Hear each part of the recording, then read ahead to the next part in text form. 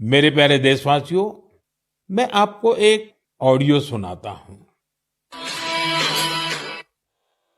Hello. Sir नमस्ते sir. नमस्ते। Sir बोलिए सर। देखिए, ये जो आपने एफआईआर नंबर मुझे सेंड किया है, इस नंबर के खिलाफ 17 कंप्लेंट्स हमारे पास। आप ये नंबर यूज कर रहे हैं? मैंने नहीं यूज करता हूँ सर। अभी कहाँ से बात कर रहे हो? सर कर्नाटका सर, वो घर में हूँ सर। ओके, इसके लिए आप अपने स्टेट में रिकॉर्ड करवाइए ताकि ये नंबर ब्लॉक कर दिया जाए, फ्यूचर में आपको कोई प्रॉब्लम ना हो। Okay, yes sir. अभी मैं आपको कनेक्ट कर रहा हूँ, ये आपका इन्वेस्टिगेशन ऑफिसर है। आप अपनी स्टेट में रिकॉर्ड करवाइए ताकि ये नंबर ब्लॉक कर दिया जाए। Okay, yes sir, yes sir, yes sir. अब बताइएगा मैं किसके साथ बात कर रहा हूँ। अपना आधार कार्ड मुझे शो कीजिएगा वेरीफाई करने के लिए, बताइएगा। सर मेरे पास अभी नहीं है sir Aadhaar card sir, please sir. Phone आपके फोन में है? नहीं सर। फोन में आधार कार्ड की पिक्चर नहीं है आपके पास? नहीं है सर। नंबर याद है आपको? सर नहीं है सर, नंबर भी याद नहीं है सर। हमने सिर्फ वेरीफाई करना है। ओके, वेरीफाई करने के लिए नहीं सर। आप डरिए ना, डरिए ना। अगर आपने कुछ नहीं किया तो आप डरिए ना। हाँ सर, हाँ सर। अगर आपके पास आधार कार्ड है तो मुझे दिखा दीजिए वेरीफाई करने के नहीं लिए। सर, नहीं सर, मैं गांव को आया था सर, घर में है सर। Okay, coming. जय हिंद। इस व्यक्ति के वन साइड वीडियो का रिकॉर्ड करो as per the protocol. Okay, ये ऑडियो सिर्फ जानकारी के लिए नहीं, ये कोई मनोरंजन वाला ऑडियो नहीं है। एक गहरी चिंता को लेकर के ऑडियो आया है। आपने अभी जो बातचीत सुनी, वो डिजिटल अरेस्ट के फरेब की है। ये बातचीत एक पीड़ित और फ्रॉड करने वाले के बीच हुई है। डिजिटल अरेस्ट के फ्रॉड में फोन करने वाले कभी पुलिस, कभी सीबीआई, कभी नारकोटिक्स, कभी आरबीआई, ऐसे भांति भांति के लेबल लगाकर बनावटी अधिकारी बनकर बात करते हैं और बड़े कॉन्फिडेंस के साथ करते हैं। मुझे मन की बात के बहुत से श्रोताओं ने कहा कि इसकी चर्चा जरूर करनी चाहिए। आइए मैं आपको बताता हूं, ये फ्रॉड करने वाली गैंग काम कैसे करती है, ये खतरनाक खेल क्या है, आपको भी समझना बहुत जरूरी है, औरों को भी समझाना उतना ही आवश्यक है। पहला दांव, आपकी व्यक्तिगत जानकारी, वो सब जुटा करके रखते हैं। आप पिछले महीने गोवा गए थे, है ना? आपकी बेटी दिल्ली में पढ़ती है ना? वे आपके बारे में इतनी जानकारी जुटा कर रखते हैं कि आप दंग रह जाएंगे। दूसरा दांव, भय का माहौल पैदा करो।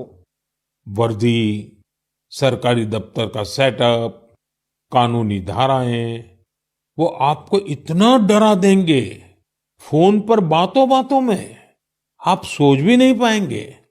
और फिर उनका तीसरा दांव शुरू होता है। तीसरा दांव, समय का दबाव।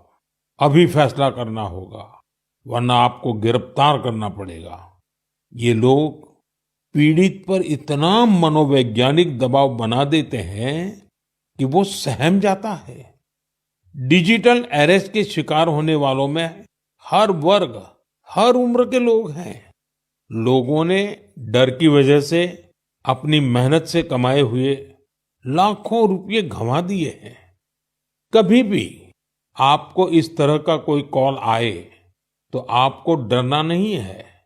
आपको पता होना चाहिए, कोई भी जांच एजेंसी फोन कॉल या वीडियो कॉल पर इस तरह पूछताछ कभी भी नहीं करती। मैं आपको डिजिटल सुरक्षा के 3 चरण बताता हूं। ये 3 चरण है: रुको, सोचो, एक्शन लो। कॉल आते ही रुको, घबराए नहीं, शांत रहे, जल्दबाजी में कोई कदम न उठाएं, किसी को अपनी व्यक्तिगत जानकारी न दें। संभव हो तो स्क्रीनशॉट लें और रिकॉर्डिंग जरूर करें। इसके बाद आता है दूसरा चरण। पहला चरण था रुको, दूसरा चरण है सोचो। कोई भी सरकारी एजेंसी फोन पर ऐसे धमकी नहीं देती। न ही वीडियो कॉल पर पूछताछ करती है, न ही ऐसे पैसा की मांग करती है। अगर डर लगे तो समझिए कुछ गड़बड़ है। और पहला चरण, दूसरा चरण और अब मैं कहता हूं तीसरा चरण। पहले चरण में मैंने कहा रुको, दूसरे चरण में मैंने कहा सोचो, और तीसरा चरण कहता हूं एक्शन लो। राष्ट्रीय साइबर हेल्पलाइन 1930 डायल करें, cybercrime.gov.in पर रिपोर्ट करें, परिवार और पुलिस को सूचित करें, सबूत सुरक्षित रखें। रुको, बाद में सोचो और फिर एक्शन लो। ये 3 चरण आपकी डिजिटल सुरक्षा का रक्षक बनेंगे। साथियों, मैं फिर कहूंगा, डिजिटल अरेस्ट जैसी कोई व्यवस्था कानून में नहीं है। ये सिर्फ फ्रॉड है, फरेब है, झूठ है, बदमाशों का गिरोह है। और जो लोग ऐसा कर रहे हैं वो समाज के दुश्मन है। डिजिटल अरेस्ट के नाम पर जो फरेब चल रहा है उससे निपटने के लिए तमाम जांच एजेंसियां राज्य सरकारों के साथ मिलकर काम कर रही है। इन एजेंसियों में तालमेल बनाने के लिए नेशनल साइबर कोऑर्डिनेशन सेंटर की स्थापना की गई है। एजेंसियों की तरफ से ऐसे फ्रॉड करने वाली हजारों वीडियो कॉलिंग आईडी को ब्लॉक किया गया है। लाखों सिम कार्ड, मोबाइल फोन और बैंक अकाउंट्स को भी ब्लॉक किया गया है। एजेंसियां अपना काम कर रही है, लेकिन डिजिटल अरेस्ट के नाम पर हो रहे स्कैम से बचने के लिए बहुत जरूरी है हर किसी की जागरूकता, हर नागरिक की जागरूकता। जो लोग भी इस तरह के साइबर फ्रॉड का शिकार होते हैं, उन्हें ज्यादा से ज्यादा लोगों को इसके बारे में बताना चाहिए।